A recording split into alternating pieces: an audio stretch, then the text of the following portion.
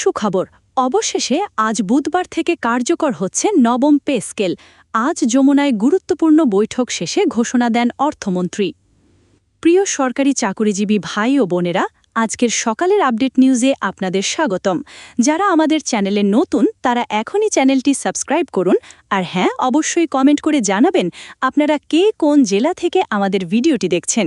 তবে চলুন কথা না বাড়িয়ে আজকের সর্বশেষ সংবাদটি জেনে নিন। অবশেষে দীর্ঘ প্রতীক্ষার পর নতুন এক যুগান্তকারী ঘোষণা সামনে এসেছে। বহুদিন ধরে আলোচনা, পর্যালোচনা ও নানা জল্পনা কল্পনার পর এবার নবম জাতীয় পে স্কেল নিয়ে বড় একটি সিদ্ধান্ত জানানো হয়েছে। আজ রাষ্ট্রীয় অতিথি ভবন যমুনায় অনুষ্ঠিত একটি অত্যন্ত গুরুত্বপূর্ণ উচ্চ পর্যায়ের বৈঠক শেষে অর্থমন্ত্রী অপেক্ষমান সাংবাদিকদের সামনে দাঁড়িয়ে আনুষ্ঠানিকভাবে জানান, আজ বুধবার থেকে বহুল প্রতীক্ষিত নবম জাতীয় পে স্কেল কার্যকর করার প্রক্রিয়া শুরু হচ্ছে।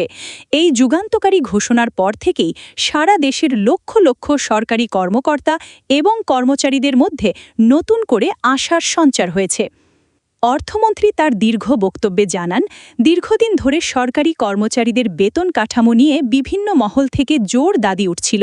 বিগত কয়েক বছরে দেশের অর্থনৈতিক বাস্তবতা, ক্রমাগত মূল্যস্ফীতি এবং সাধারণ মানুষের জীবনযাত্রার ব্যয় বৃদ্ধির বিষয়গুলো অত্যন্ত গভীরভাবে বিবেচনায় নিয়ে সরকার এই নতুন বেতন কাঠামো বাস্তবায়নের পথে এগোচ্ছে। তিনি অত্যন্ত স্পষ্টভাবে বলেন, বর্তমান সময়ের কঠিন বাজার পরিস্থিতিতে সরকারি কর্মচারীদের ন্যূনতম বেতন বৃদ্ধি করা অত্যন্ত গুরুত্বপূর্ণ ও সময়ের দাবি হয়ে পড়েছে। কারণ নিম্ন স্তরের অনেক কর্মচারী তাদের বর্তমান স্বল্প বেতনে পরিবারের দৈনন্দিন খরচ, সন্তানদের লেখাপড়া এবং চিকিৎসা ব্যয় মেটাতে গিয়ে রীতিমতো হিমশিম খাচ্ছেন। এই রূঢ় বাস্তবতাকে সরকার আর কোনোভাবেই উপেক্ষা করতে চায়নি। আজকের এই ঐতিহাসিক ঘোষণায় জানানো হয়েছে, বর্তমানে সরকারি চাকরিতে যে নিম্নসীমার বেতন ৮,২৫০ টাকা নির্ধারিত রয়েছে, সেটিকে নতুন কাঠামোর আওতায় উল্লেখযোগ্যভাবে বৃদ্ধি করা হবে। অর্থমন্ত্রী বিস্তারিত ব্যাখ্যা করে বলেন, বার্ষিক ইনক্রিমেন্ট, চিকিৎসা ভাতা, যাতায়াত ভাতা, বাড়ি ভাড়া এবং অন্যান্য সুযোগ সুবিধা সহ একজন এন্ট্রি লেভেলের কর্মচারী মাস শেষে মোট প্রায় ২০,০০০ টাকা পর্যন্ত হাতে পেতে পারেন। তবে দেশের সামগ্রিক অর্থনীতির কথা চিন্তা করে এই পুরো প্রক্রিয়াকে একবারে বাস্তবায়ন করা সম্ভব নয় বলে তিনি জানান।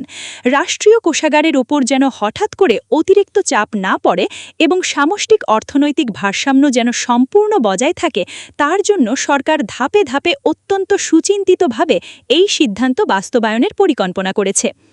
তিনি তার বক্তব্যে আরও বলেন, যদি নবম পে স্কেলের সমুদয় সুযোগ সুবিধা এবং বর্ধিত ভাতা সবকিছু একসাথে কার্যকর করা হয়, তাহলে আগামী জাতীয় বাজেটের উপর বিশাল বড় ধরনের নেতিবাচক চাপ সৃষ্টি হতে পারে।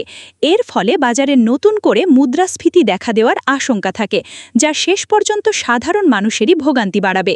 তাই সব দিক বিবেচনা করে এবং বাস্তবতার আলোকে এটি ২ ধাপে কার্যকর করার একটি অত্যন্ত সময়োপযোগী পরিকল্পনা করা হয়েছে।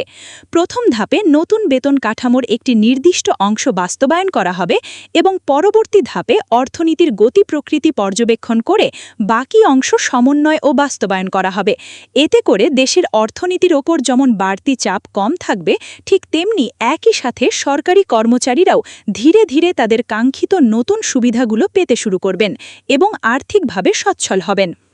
আজকের এই ঘোষণার পর বিভিন্ন মন্ত্রণালয়, অধিদপ্তর ও পরিদপ্তরে কর্মরত অনেক সরকারি কর্মচারী মনে করছেন, তাদের দীর্ঘদিনের অপেক্ষার অবশেষে চিরস্থায়ী অবসান ঘটতে চলেছে।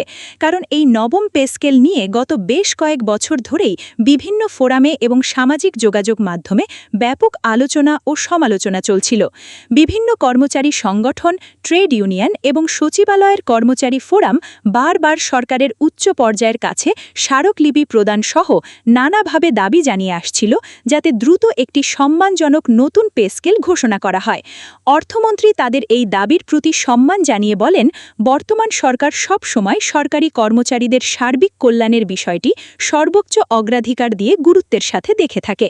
স্বাধীন বাংলাদেশের অবকাঠামোগত উন্নয়নে এবং জনগণের দোরগড়ায় সরকারি সেবা পৌঁছে দিতে তাদের নিরলস অবদান অনেক বড়। তাই তাদের জীবনমান উন্নত করার বিষয়টি সরকার সবসময় গুরুত্বের সাথে বিবেচনা করে আসছে। নতুন এই পে স্কেল পুরোপুরি কার্যকর হলে দেশের সকল স্তরের সরকারি কর্মচারীদের আর্থিক অবস্থার ব্যাপক উন্নতি হবে বলে তিনি দৃঢ় আশা প্রকাশ করেন। এ সময় গণমাধ্যম কর্মীদের বিভিন্ন প্রশ্নের জবাবে তিনি আরও বলেন, বৈশ্বিক মহামারী এবং নানা আন্তর্জাতিক সংকটের কারণে দেশের অর্থনৈতিক পরিস্থিতি বর্তমানে একটি অত্যন্ত জটিল ও গুরুত্বপূর্ণ পর্যায়ে রয়েছে। একদিকে যেমন দেশের বড় বড় মেগা ও উন্নয়ন প্রকল্পের ব্যয় দিন দিন বাড়ছে, অন্যদিকে দেশের দরিদ্র ও পিছিয়ে পড়া জনগোষ্ঠীর জন্য সামাজিক নিরাপত্তা কর্মসূচির আওতায় প্রতি বছর বিশাল বড় অঙ্কের অর্থ বরাদ্দ দিতে হচ্ছে। এই কঠিন বাস্তবতার মধ্যেই সরকারকে অত্যন্ত সুকৌশলে সব বড় বড় সিদ্ধান্ত নিতে হয়। তাই নতুন পে স্কেল বাস্তবায়নের ক্ষেত্রেও খুব সতর্কভাবে এবং চুলচেরা বিশ্লেষণ করে ধাপে ধাপে এগোনোর পরিকল্পনা করা হয়েছে।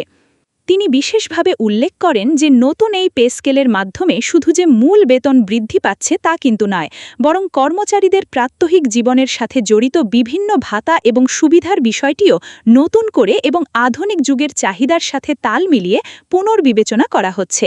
বিশেষ করে শহর ও গ্রাম ভেদে বাড়ি ভাড়া ভাতা, বর্তমান বাজার দরের সাথে সঙ্গতি রেখে চিকিৎসা ভাতা, যাতায়াত ভাতা, সন্তানদের শিক্ষা ভাতা সহ বিভিন্ন আনুষাঙ্গিক সুবিধা নিয়ে সরকারের শীর্ষ মহলে নতুন করে বিস্তারিত আলোচনা হয়েছে।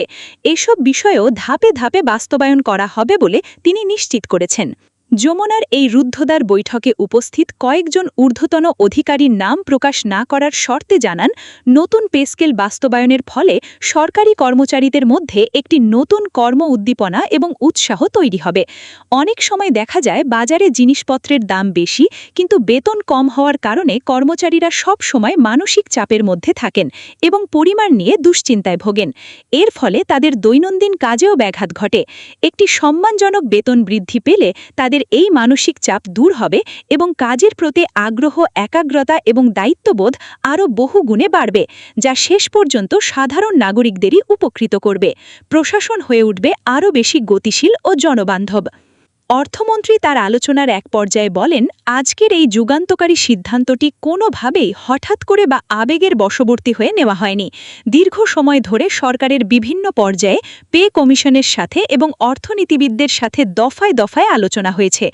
অর্থ মন্ত্রণালয়, জনপ্রশাসন মন্ত্রণালয়, পরিকল্পনা কমিশন এবং অন্যান্য সংশ্লিষ্ট বিভাগের জ্যেষ্ঠ কর্মকর্তারা গত কয়েক মাস ধরে এই বিষয়ে একাধিক পর্যালোচনা বৈঠক করেছেন। দেশের সামগ্রিক অর্থনৈতিক পরিস্থিতি, রাজস্ব আয়ের লক্ষ্যমাত্রা এবং ভবিষ্যৎ ব্যয়ের খাতগুলো নিখুঁতভাবে বিশ্লেষণ করেই এই চূড়ান্ত সিদ্ধান্ত নেওয়া হয়েছে। তিনি আরও বলেন, নতুন পে স্কেল কার্যকর হলে সরকারের বাৎসরিক মোট ব্যয় বেশ কিছুটা বৃদ্ধি পাবে, এটা সত্যি। কিন্তু বর্তমান সরকার এই ব্যয়কে কোনোভাবেই অপচয় বা বোঝা হিসেবে দেখছেন না, বরং এটি মানব সম্পদের ওপর একটি দীর্ঘমেয়াদী ইনভেস্টমেন্ট হিসেবেই দেখা হচ্ছে। কারণ প্রজাতন্ত্রের সরকারি কর্মচারীদের পরিবারের আর্থিক নিরাপত্তা ও সচ্ছলতা নিশ্চিত হলে তারা দুর্নীতি থেকে দূরে থাকবেন এবং আরও বেশি দক্ষতা ও স্বচ্ছতার সাথে রাষ্ট্রের সেবা করতে পারবেন। আজকের এই বহুল কাঙ্ক্ষিত ঘোষণার পর স্বাভাবিকভাবেই দেশের অসংখ্য সরকারি কর্মচারী এবং সাধারণ মানুষ জানতে চাইছেন, নতুন এই পে স্কেলের পূর্ণাঙ্গ কাঠামোটি আসলে কেমন হবে এবং কোন গ্রেডে কত টাকা বাড়বে। এই বিষয়ে অর্থমন্ত্রী সাংবাদিকদের আশ্বস্ত করে বলেন, পুরো পে স্কেলের বিস্তারিত কাঠামো এবং গ্রেড ভিত্তিক বেতনের তালিকা ধীরে ধীরে সরকারি গ্যাজেট আকারে প্রকাশ করা হবে। প্রতিটি ধাপ বাস্তবায়নের আগে জনপ্রশাসন ও অর্থ মন্ত্রণালয় থেকে সুনির্দিষ্ট পরিপত্র ও নির্দেশনা জারি করা হবে, যাতে কোনো ধরনের বিভ্রান্তি তৈরি না হয়। তিনি আরও জানান, প্রথম ধাপে যে প্রাথমিক পরিবর্তনগুলো আনা হবে সেগুলো খুব দ্রুত, অর্থাৎ আজ থেকেই কার্যকর করার প্রক্রিয়া শুরু হবে। এরপর দেশের অর্থনীতির অবস্থা বুঝে দ্বিতীয় ধাপের পূর্ণাঙ্গ বাস্তবায়নের জন্য একটি নির্দিষ্ট সময়সূচি নির্ধারণ করে সবাইকে জানিয়ে দেওয়া হবে। এতে করে পুরো প্রক্রিয়াটি অত্যন্ত সুশৃঙ্খলভাবে এবং কোনো ধরনের বিশৃঙ্খলা ছাড়াই সম্পূর্ণ হবে।